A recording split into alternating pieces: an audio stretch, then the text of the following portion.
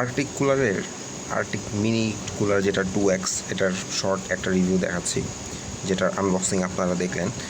তো এটার মধ্যে মেন কাহিনী যেটা, এটা হচ্ছে ছোট একটা কুলার, এখানে পিছনে একটা ছোট ফ্যান আছে, আর এখানে একটু পানির ভ্যাপর বের হয়, যে জিনিসটাকে হচ্ছে ফ্যানটার সামনের দিকে মারে। অ্যান্ড এই যে ফিল্টারটা দেখতেছেন, এই ফিল্টারটার মধ্যে দিয়ে আসে, দ্যাটস ওয়াই হচ্ছে একটু ঠান্ডা বাতাস লাগে। অ্যান্ড এটা টেবিল ফ্যান হিসাবে ইউজ করা যায়, টেবিল ফ্যানের বিকল্প হিসাবে। তো হচ্ছে টেবিল ফ্যানের আর এটার মধ্যে যদি মেন ডিফারেন্সটা বলি, টেবিল ফ্যানের বাতাসটা আর একটু বেশি আসে, আর এটা বাতাসটা একটু কম আসবে, কিন্তু এটা ঠান্ডার ভাবটা একটু বেশি থাকবে। আর ঠান্ডা ভাবটা কত বেশি থাকবে সেটা ডিপেন্ড করে আপনি এই যে সামনে ফিল্টারটা দেখাচ্ছেন, এই ফিল্টারটা পানির মধ্যে ভেজালে হচ্ছে ঠান্ডা বেশি থাকে। আরেকটু যদি ঠান্ডা পানির মধ্যে ভিজান তাহলে আর বাতাসটা আরও ঠান্ডা থাকে। অ্যান্ড এটাকে যদি ঠান্ডা পানিতে চুবিয়ে এরপর ফ্রিজে রেখে এরপর লাগান, দেন হচ্ছে বাতাসটা আরও বেশি ঠান্ডা হবে।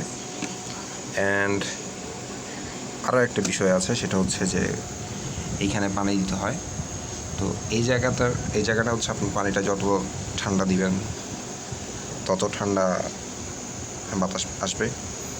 আর এখানে একটা লাইট আছে, লাইটটা দিলে হচ্ছে ভিতরের পানি কী পরিমাণ আছে ওই জিনিসটা দেখা যায়, বা রাতের বেলা মাঝে মাঝে ড্রিম লাইটের মতো কাজ করতে পারে। দুষ্টামি করতেছি জাস্ট। আর এখানে ফ্যানের 3টা মোড আছে, এটা হচ্ছে লো, মিডিয়াম অ্যান্ড হাই। আমি অলওয়েজ হাই দিয়ে রাখি, হাই দিয়ে রাখতে হয়। লোটা আসলে ধরেন এখানে থেকে ইউজ করতেছি, ওইখান থেকে আমার কাছ পর্যন্ত লোতে বাতাস এতটা গায়ে লাগবে না। আর এখন তো হিটওয়েভ চলতেছে, হয়তো শীতকালের কাছাকাছি সময় আসলে তখন হয়তো লো মিডিয়ামটা কাজে রাখতে পারে।